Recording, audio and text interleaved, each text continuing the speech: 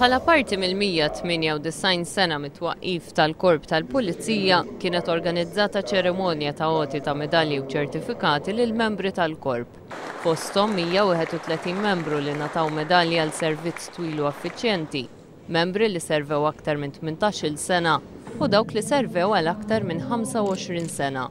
Kien hemm ukoll att ta' pulizija li nataw ċertifikat għax ma ħadux sick leave għal perjodu twil ta' żmien u oħrajn fuq il-mertu tax-xogħol tagħhom. Fosthom is-Surġent Paul Kassar li fil-jum frank tiegħu ta' għajnuna lil ġar tiegħu, anzjan li qabditlu residenza. Rajtu d-duħan, smajt lajjat u bqajt għandhom biex nara x'nista' ngħin. U kien qiegħed f'kamra mimlija duħan u ma rridx jinżel ma kelli nġebdu biex jinżel. Kien hemm ukoll ġiex niputijiet tiegħu illi kelli kważi nuża l-forza biex noħroġhom għax ma rridux. Imma bis-saħħa hekk irnexxielhom ma jbilgħux iktar duħan.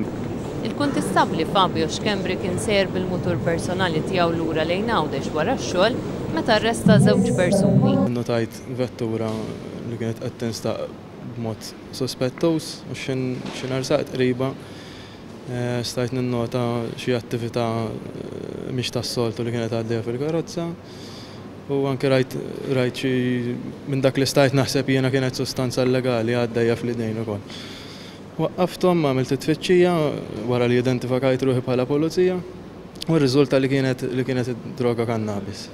U l-kuntistabbli Robert Vassallo li fil-ħin liberu tiegħu arresta żewġ persuni li kienu għadhom kemm wettqu diversi serqiet. Kont qiegħed naqta' xahri, daħlet l-informazzjoni fuq il-mezzi privati tiegħi u għalli li qegħdin jisirqu. Tlaqt minn idejja bil-Malti tlaqt nofs xahar maqtuħ nofs xalle u bajtila taqali.